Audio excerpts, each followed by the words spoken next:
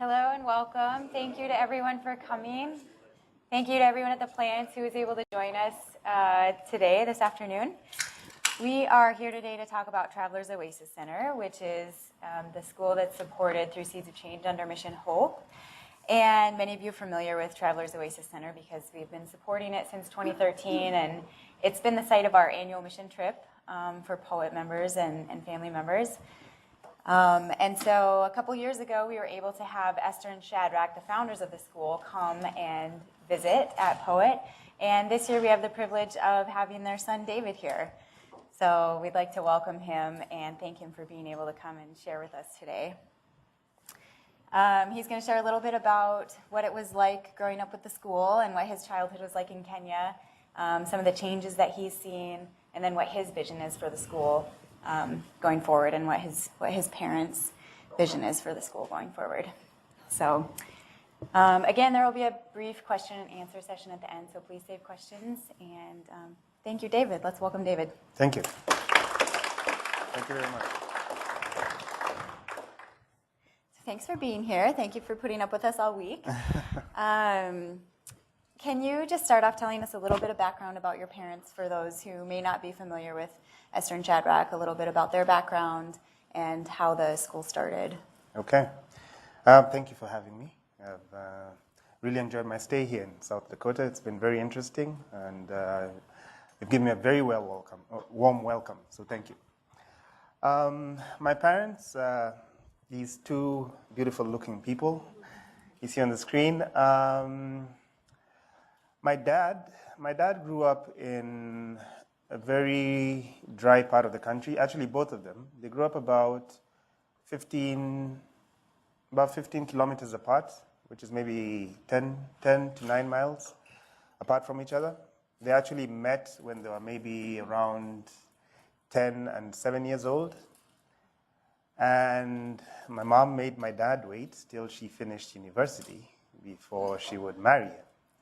So that gives you an idea how she is.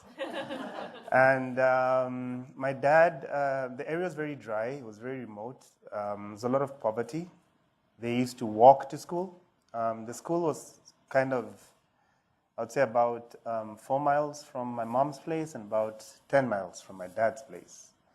So he never saw the first lesson, because by the time he got done with his chores and stuff like that, he got to school, it was already the second period. And that was basically the environment they grew up in. There was very little development that time. They were born in the 1940s. So we're talking about 1950s in rural Kenya, keep in mind. So it was a really, really remote area, a lot of poverty. But the one thing that they have always subscribed to was education. And a funny story is where my dad comes from. Kenya is known for handicrafts. We have some very beautiful wood carvings. And that craft actually originated where my dad is from. So most of the young men would go into handicrafts because you could very easily make a lot of money from it. So naturally, your peers have joined the handicrafts, so my dad started doing some handicrafts. And my grandmother found him there. And she broke up all his handicrafts and told him to get back into school. So that drive started from back then, and it progressed. And my dad went through what they call primary school, which is probably your lower elementary, I think, here. And he did very well. He got picked up by the military, the army. They had a program where they'll pick you up for your secondary education and take you right through into officer training and all through that. My mom happened to be a very good Sunday school teacher. And she met some missionaries, actually my godparents. And they were probably third generation missionaries. So they actually are more fluent in my own dialect than I was, so they used to make fun of me all the time. And she got a bug for education from them, because they would tell about stuff and she was like, I want to see these things, I want to know about these things. So she really got a strong passion for education. She is extremely bright and went to what was known as the most elite school at the time, which was called Alliance Girls. It's probably like Harvard here in terms of college. And it was the first time they were allowing the Kenyan students, because this was pre-independence period, they were allowing Kenyan students to go in. It was a very big deal. So she managed to get into that program, and when she finished, she made it to university. And the only options that were available to Kenyans those days was you either became a teacher or you became a secretary. She became a teacher. And that passion for education saw her change her life to nothing other than education. The opportunity she got in Alliance and in Kenyatta University, she got a job teaching, and this is now around about the time we're getting independence, so things were still a bit dicey. But she persevered through, and she started her career as a teacher. And while teaching, she decided that she must help the girls who are in a similar situation as her get out of that situation through education. By this time, she had accepted to marry my dad. So my dad took the military route, and he was a very promising officer, and he rose very quickly through the ranks. And he was set on a fast-track program just before independence so that they could come take over the military positions as the leadership. So he came to training here in the US, in Canada, in the UK, and different programs. He's been to, I think, the one in Georgia, Fort Benning, I think, something like that. He did some training there. He's been to the North Pole, okay? So he followed that path also, and through the training, he started getting a passion for education. And he bought into the vision my mom had, and he understood what education had done for him to help him to get where he is. And he now took that, and they created the program whereby they were helping the young girls. This started in 1976. I was not even imagined or thought of, so it started before I was there. And they started it with no plan. Basically, someone showed up when they went home to the rural area and said, we're having some trouble, we can't afford the school fees, and said, okay, fine, come. And they took the kid and went with the child to the city and put her in a school, because most of the good schools were in the city at that time, and paid her school fees, and she stayed with them. And they went home the next holiday, and same thing happened. They came with someone else. And that just kept going on. So by the time I showed up, the house was full. I have two brothers and sisters by blood. I'm the last born in the family. So by the time I was cognizant of what was going on around me, there were like 11 people in the house, and I just thought I was the 11th child. So I didn't know that we're not related to half the people in the house. So my mom now joined a school called Pangani Girls, which allowed her to run the program in the school. So she should get the girls as they came through the primary. When they came to secondary, she would bring them into the school. And it was a really good school, and she ended up with about 30 girls in the school. She worked there all the way through till about 1990, I think 94. And at this point, the girls were staying with us. It was a boarding school, so that also helped. And during the holidays, I would go back home. There were also boys in the program who were in different schools who were also being helped. And we got to the point where now she wanted to retire and go home. And they decided what they'll do is so that they can have more control on the direction that the girls come out in, not just education, but in terms of their attitude towards life, their Christian principles, and those type of things, to start their own school. So they built a school in 1999, Travelers Oasis Center. And they opened it up against no plan. Just basically, we're going to put up some buildings and let's see where God takes us with this. So they opened the school, and kids just showed up. And when I say they showed up, I mean they literally showed up. And it was amazing. Children who virtually had no hope. At this point, there was no government education programs, no subsidies, no free education going on. That came in 2004. So virtually, if you didn't have money, you couldn't go to school. So they started off the school. I think they had like about 60 children the first year, and that just kept growing exponentially to the point where they had to open up the secondary school because they had started in the primary thinking, okay, we'll just start it slowly, but they now had to take in secondary students. So in 2 years, they had a whole school from grade 1 to grade 12, okay? And just when you're wondering what's going to happen, God opens another door, and they're able to carry on for another year, and they're using their resources. They run out of resources. They're like, okay, I think we're going to have to send everyone home. Someone shows up and says, you know what, I'll pay for this year. And it just kept going on.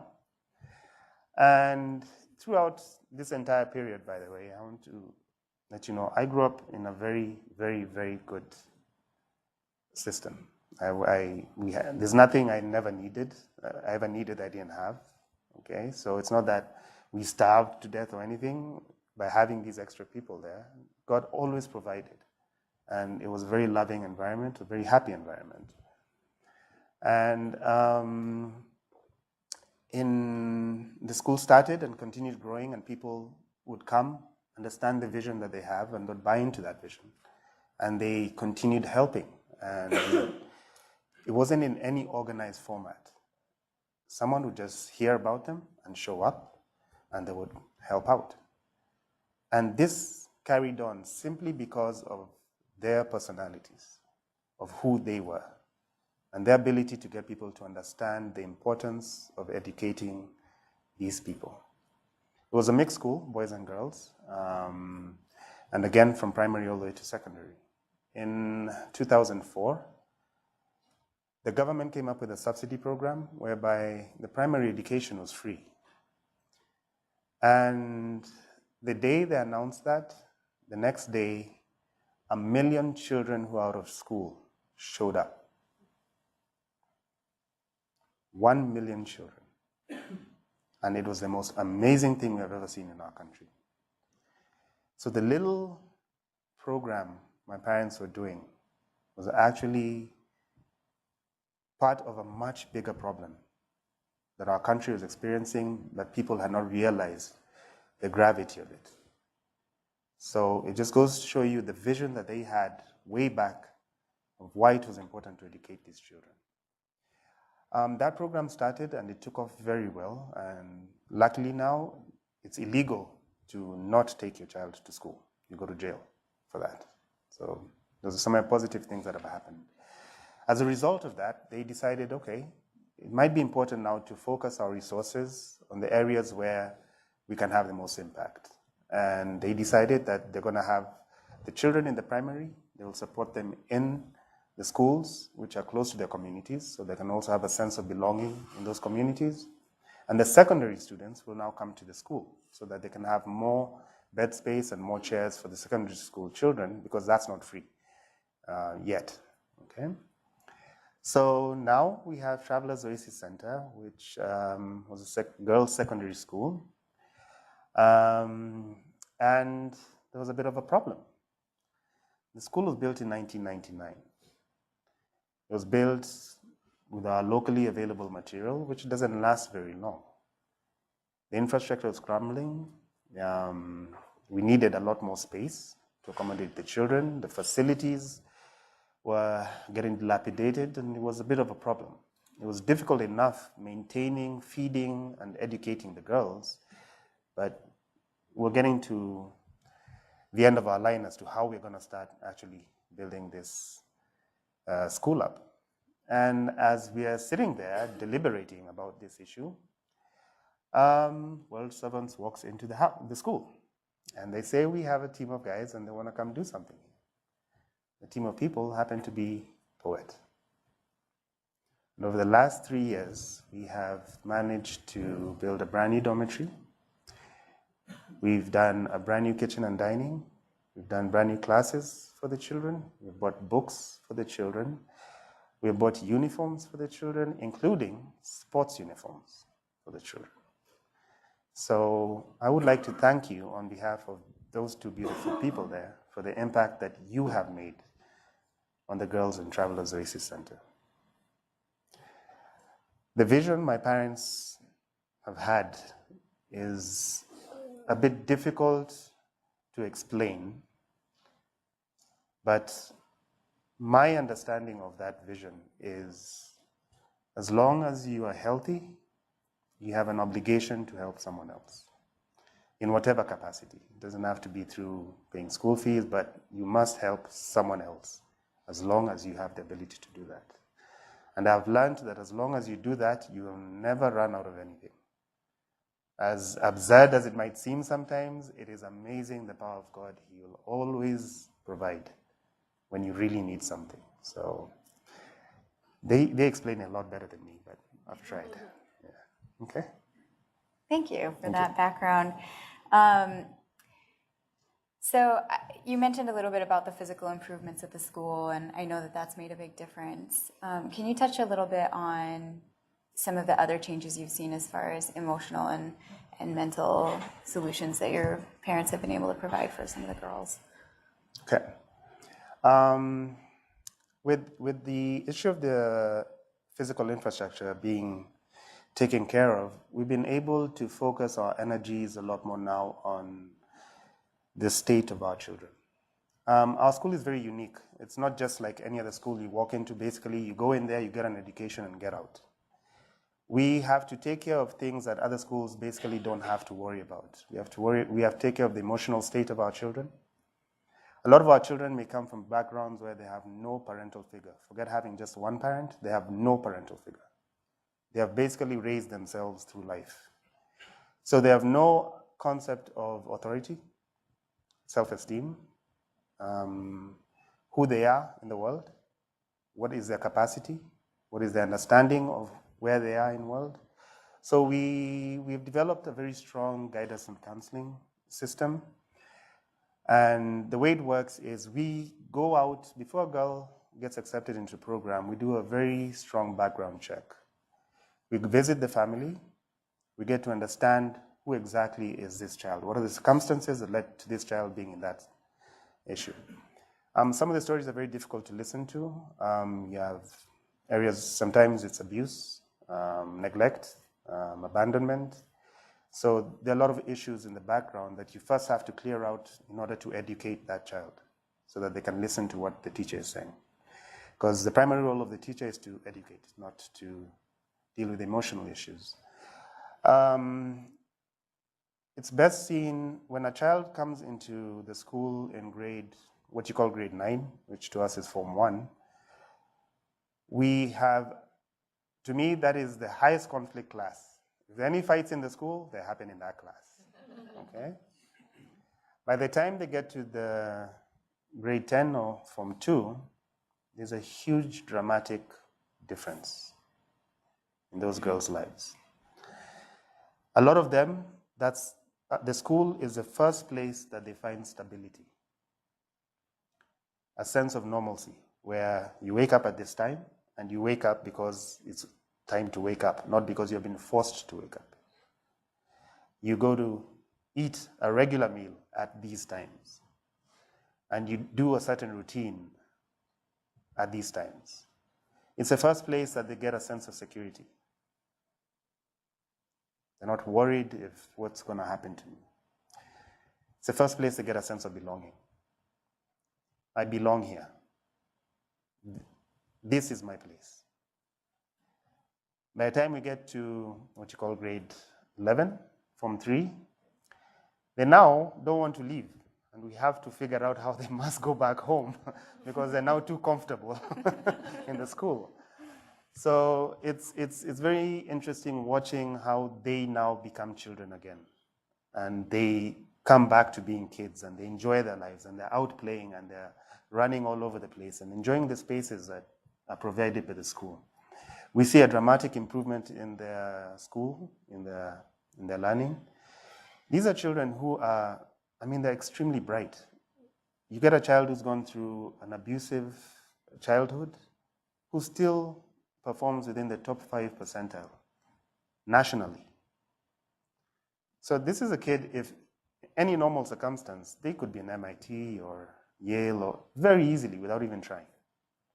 So once we see that happening, we now see the real talents coming out to the point where they challenge the teachers past what the teacher knows. And now it becomes a problem for us again, because we have to figure out how do we satisfy this thirst for knowledge, you know? They start demanding books. We want more books. We want more this. We want time on the internet. We must have this. And it's good. It's a good problem to have on our side, because it means that what we're doing is working. So the emotional setup of the girls is very instrumental towards getting them to now be who they want to be. You also talked a little bit about the community programs. Can you expand on that a little more? And just, you guys have transitioned from a primary school over to a secondary school, so now there are some girls who maybe are too young to come. What happens to them? How are you still supporting some of them? Are you hoping they eventually come to TFC? Okay.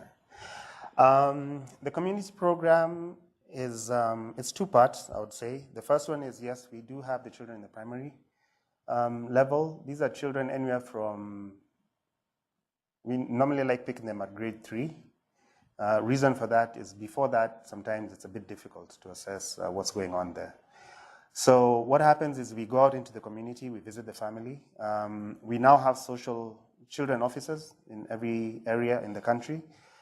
We have a local administration officer who we liaise with and try and understand what is going on here. So we get some support programs that, number one, if there's abuse, we can get it stopped legally.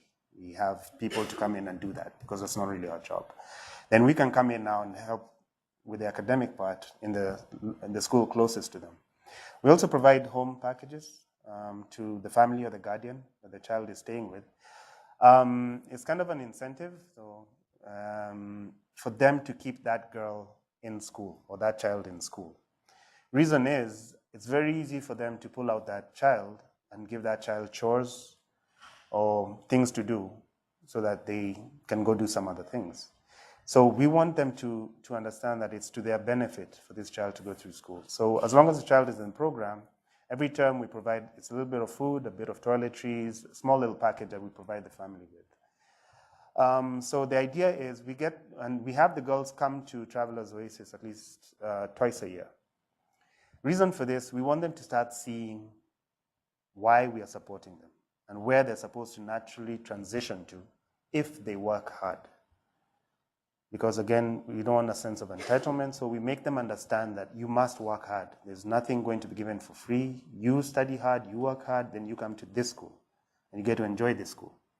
And then from there, then you can go to a university or college or whatever you want to do. We also have a community program. The reason, by the way, why we support them in the community is it's very important for these children to have a strong sense of belonging where they're from. Because part of our program and what my parents insist on, if we have helped you, you better go back and help the people where you came from, because that is why we have helped you. Okay? It's not for yourself, but it's for you to go help other people. So we felt that having them have that sense of belonging early is good, so that they can go back to their communities and help. Because at the end of the day, they belong to the community. They're not our children. They have to go back to the community. The second part is post-secondary. We have children who, they're gifted, they're bright, but they don't want to go to university, or they're not interested in that. They have talents which they want to explore. They're good in different things. And we have the ones who don't make it to university that we now have to support. So we have vocational training children who we are supporting. Basically to pick up a trade craft, be it business or hair or beauty or carpentry, masonry, whatever the child has a talent for and interest in, we also support that. When they're done with that, we normally give them a toolkit. For example, if a child has studied how to do hair, we give them a few things so that they can go start their own business and become self-dependent. And it is not for free. They have to pay back the cost of that kit. Okay? So they learn immediately how life is, that you actually go and make money and you have to pay back. So we have that program in the community. Yes. Great. And then please just share a little bit about the vision that you and your parents have for the school, over the next 10, 15 years. Okay.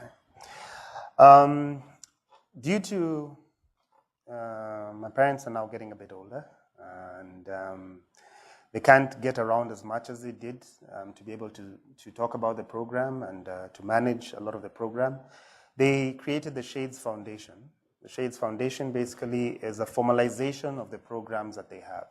And through the Shades Foundation, we have the academic scholarships, we have the community scholarships, and the other projects that they used to do, taking care of people or developing projects. Through this foundation is basically how we want to cement this vision for posterity, and thereby it won't end with them or any of us. The vision is to continue the importance of education in children's lives, okay? And through that, what they have done is they've given 50 acres where the school sits. School sits on maybe about 7 acres, but they've given out about 50 acres for educational purposes, for future expansion into anything else that can go to help needy children. And the schools must always have needy children who they help and support. The foundation now also helps us work with organizations such as yourselves.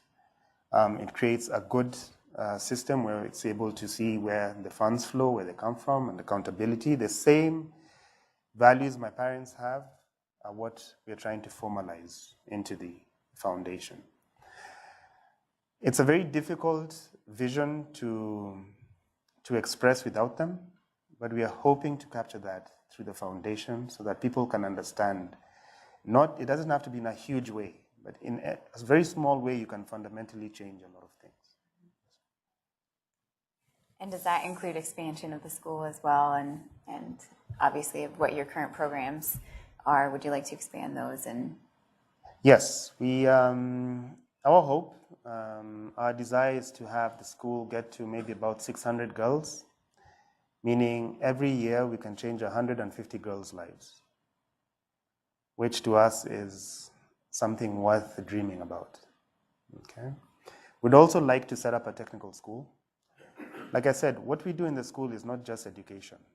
There's a lot of life skills and emotional development and emotional intelligence we try and develop in our children. We also want to take that a step further into the vocational training, because it's very important, especially in a country like Kenya, where formal employment is very low. The chance of getting that is, I think, like 40%. So we need to produce children who can go out there and utilize their God-given talents to make a life for themselves. And the opportunities are there, be it in farming, be it in tradecraft, or whatever it is. So we would like to develop a technical school where we can take the same ethos we have in the high school and transfer that into the technical school. Great. So those are our prayers, and keep praying with us as we go. Yeah, and obviously expansion like that also takes money. It takes resources. And so I just want to let Sioux Falls team know that coming up when we have our chance to renew our elections, you'll have an opportunity to sign up to support the school. So if you want to wear jeans on Friday, you'll have the option to either donate the amount of your choice, or you can choose to sponsor a girl for half a year or a girl for a full year, and it will break it into monthly installments that will come out of your paycheck just like normal. So that's an option that we're going to have available to our team members here if you want to wear jeans on Friday. And all of that money will go to support scholarships at the school. So kind of a nice option. I'm sure there are a lot of questions, and we're getting close to the end of the hour. So I just want to open it up. Any of the plants or anybody here? David is free to answer any question you have. Try.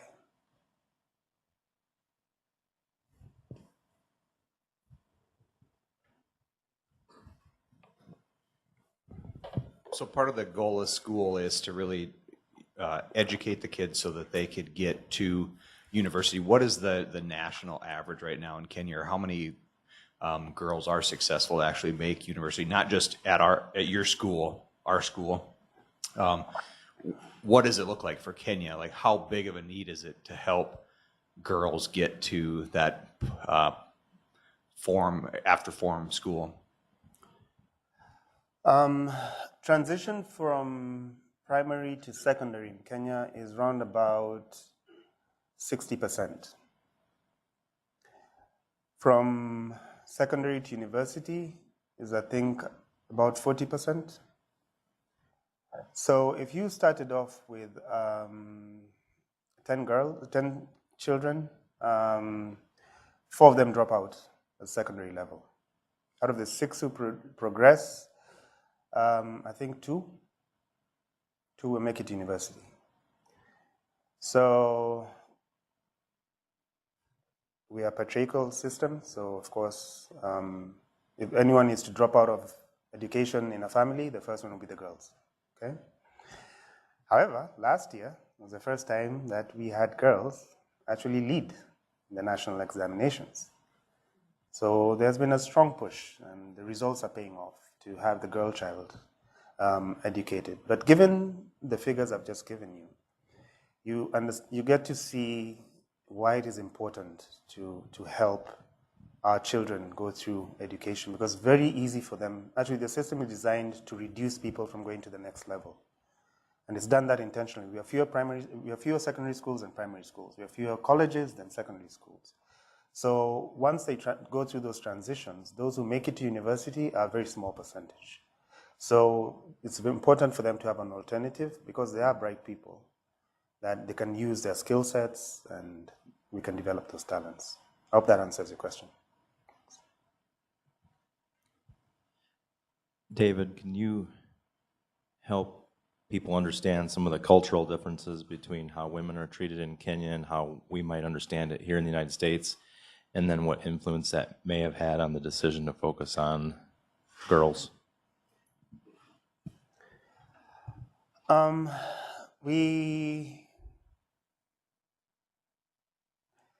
Okay.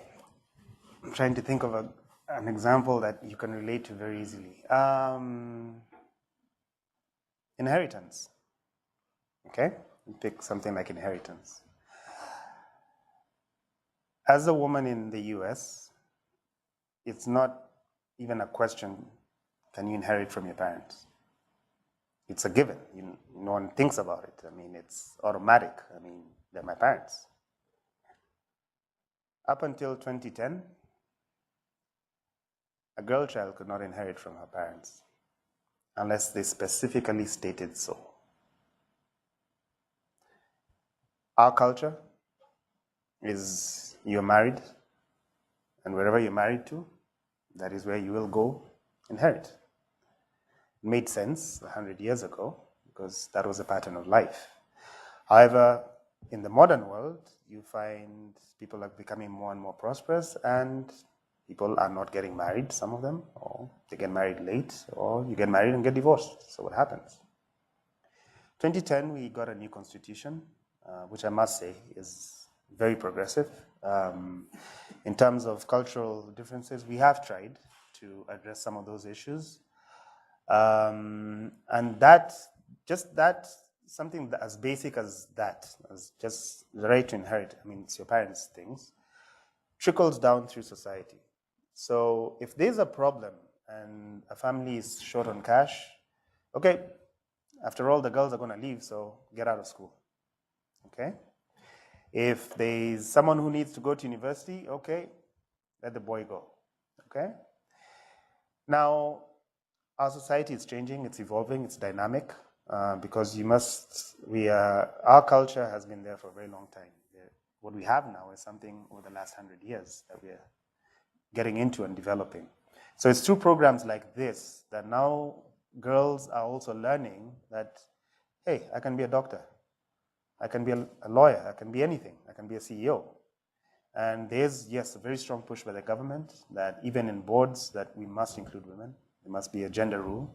At least 1/3 of gender must be included. So those cultural things that you take for granted here, it's not something as major as voting or something like that. It's just small things in society that actually put you at a disadvantage in the small decisions. Because if you don't go to school in primary, that's it. Forget it.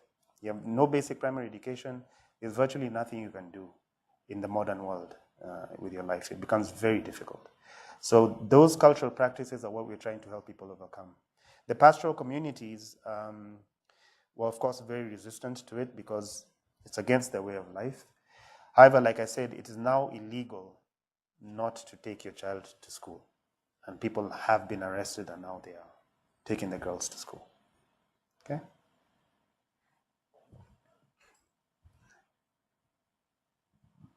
I know you mentioned one part of the vision is that girls would head back to their communities and kind of spread the wealth and spread what they've learned. I wondered if you could share a success story from that or comment on how well that's going. Okay. I'll give you a very good example. There's a lady, she's called Stella. She's a lawyer now. Until I was about maybe 13, I thought Stella was my sister. We grew up with her, and I didn't know that we're not related. Until I was told, no, these are your actual brothers and sisters, and these are guys who come live with us. Stella is now my lawyer, and she's a foundations lawyer. Okay? And Stella has educated 5 of her siblings, and she now currently, as I speak, has 2 girls she educates. She runs a very successful law practice, and she actually takes in girls who want to intern with her. That's just one example of multiple girls who we have helped and have really turned their lives around. Of course, you'll get some who, yes, drop out, but that's normal in life. But majority of the girls have transformed their lives. I'll give you another example, very simple. This is a recent girl who finished in 2010, I believe. This girl grew up in extreme poverty. When I say extreme poverty, I don't know how it adds up, but she now owns like a grocery store on the corner. Very hardworking, and she's doing very well. She got married, now has a baby, and her life is taken off. And it's simply because she went through this program. So there are very many cases of that happening. Yes. Can you just let people know how many girls are currently in the school, and how does that break down by form? And then do you have the facilities right now to expand, or would you need new facilities to be able to expand? Breakdown by form, I'm not sure if I'll get the numbers right, but I'll try. I know we have about 181, if I'm not wrong right now. Yeah, I think about 181. The dormitories we have, the facilities we have are for 150 girls. We are anticipating we'll probably have around about 200 come next year. So we are squeezing them into the dormitories. And the challenge we have, they are twofold. We can develop infrastructure beyond the capacity that we have enough scholarship money. Or we can have more scholarships than we have infrastructure. So we have to have a balance between the two. Currently, as it is, we do need more facilities. We do need. We don't have any science labs to speak of. What we have now are not very good. We do need. Our library facilities are also very below standard, and we took care of the children, but we haven't taken care of our teachers yet. So their facilities are actually worse than what the girls have, so it's a bit of a problem. But those are some of the things also we need to look at. In terms of the academic scholarship side, we're not yet at 100%. We don't have all the girls in the school fully funded, which creates a bit of an operations problem because it means we have to cut back on a few things. The highest cost in a school is, of course, the wages for the teachers and food. So those are the first two that get hit. In order to get quality teachers, we must pay them well and consistently. So it does create a bit of a problem. We would like to improve our infrastructure at least to 300.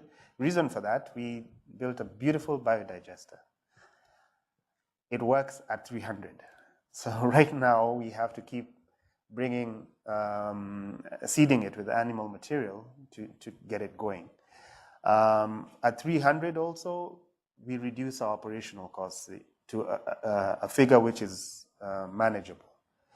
Below that, the operations costs go up, because if you look at the teacher to student ratio, it'll be very low. And you still must have that teacher there, because we must have at least minimum 7 teachers in the school at any given time. So we do need more infrastructure to get to 300 students. It's very important that we hit that figure. And it's also important that we push up on the scholarships so that we're able to maintain the girls and maintain the facilities at the school at 300.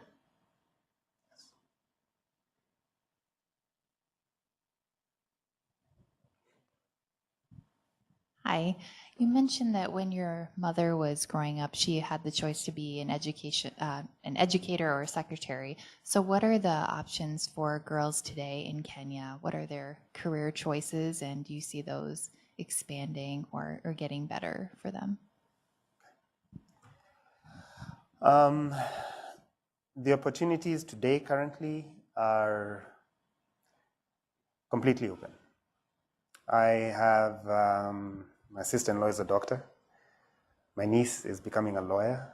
In terms of opportunities in the workplace, the challenges exist, just like here, yes. We do have some glass ceilings in terms of in the corporate ladder. But some of the most significant changes that have happened, which I'd like to mention, these are successes. For the first time in our history, we have female elected officials from the pastoral communities. This is voluntarily choosing a woman to lead the community. And in terms of, I don't know what example I can use here. It's a big thing for us. It's a very, very big thing, especially for the women movement back home. It's a very major stride. That means that people are now accepting it. They're willing to accept that this woman is taking us in a better direction than all these men who are competing. We even have, I was just reading this morning, a disabled woman is now a member of parliament, which is similar to your congressman here. She's now leader of the Samburu. They're way up in the northern Kenya. And being disabled is bad enough. In their culture, that means that you actually should not participate in anything. And she's a woman. And she has overcome all of that for them to see exactly what is the kind of quality she has. So it has improved dramatically, I must say. We are making the right strides in the right direction. And I believe one of our girls will be president. I'm 100% sure of that. Yeah. I might not see it, but one of them will be.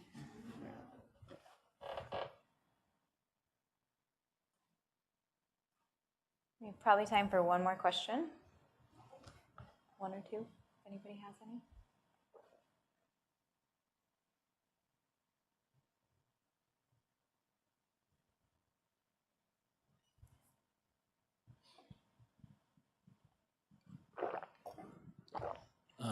So you said that at the school, the girls tend to learn life skills, emotional skills, and education in general. But how comparable is their education to somebody in Europe or even the United States? Is it similar?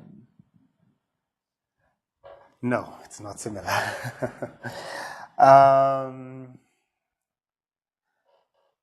was very fortunate. I did my university education here. And the resources you have available at any given time are 20 times what's available back home. I saw a computer for the first time when I came here. And I went to a very good school. The ability to, the number of options you have available here are way beyond anything we have back home. We are limited back home to what the system gives us. I wanted to become an astronaut. Don't ask me why, but it's what I wanted to do. So I came here to do aerospace engineering. I could not do that back home. I couldn't. Not because the universities were bad, the course does not exist. This is 15 years later, the course still does not exist. So the amount of resources you have available in this country, which you may think are normal and may take for granted that, okay, I can change my major this from chemical to nuclear engineering or to this, simply don't exist back home. We have intelligence, that's natural, it's God-given, everyone has it, okay? But the capacity to bring that out in the direction that is necessary depends on resources, which you may have here. We went around and looked at your plants, and I looked at the kind of agriculture you do here. I'm not a farmer, but I'll tell you something. I can see there's a very big difference between how you farm and what Paul and Dave see every single day in Kenya. You approach it scientifically. There's a methodology behind what you're doing. There's a purpose. There's a cause and effect that you're looking for. Back home, we simply pray for rain. As absurd as that sounds, that's exactly what we do. We put the seed in the ground and we pray that it's going to rain. If it doesn't rain or they don't germinate, we say, it's an act of God. Simply because we don't have the basic knowledge and information available and resources to help us know, okay, we have drought-resistant seeds available here, or if we break through the hard pan, as Paul and Dave do, that you'll actually get a crop. So it's very small basic resources that unfortunately are not available because of course, a lot of things, a lot of different factors, okay? So in terms of capacity and options, we are very limited in terms of resources. For example, at our school, we are just now doing the computer lab. This is 2017, and we are just now doing our computer lab for our kids. These are children who should have touched a computer day one, grade one, which is what all the children here do, okay? So those small things give them a disadvantage. However, they have something which is very strong. They have a lot of determination and a lot of passion. So that helps them along, but we are still at a very big disadvantage. Hope that answers. Thank you. Any last minute questions? All right, well, again, thank you all for coming today. Thank you, David, for sharing so much. And we always look forward to updates. And it was really nice to have you here in person this year. David is expecting his first child, so it's hard for him to get out of the country. His wife is due at the end of September. So she also was gracious enough to let him come. So we're excited about that for you as well. If you want to learn a little bit more about how you can support either Mission Hope or Mission Grow, you can go to seedsofchange.org and look at the web pages, and there are donation options on that. And then also check out our Twitter and Instagram and Facebook to get some regular updates and see photos. So thank you. Thank you. Thank you very much.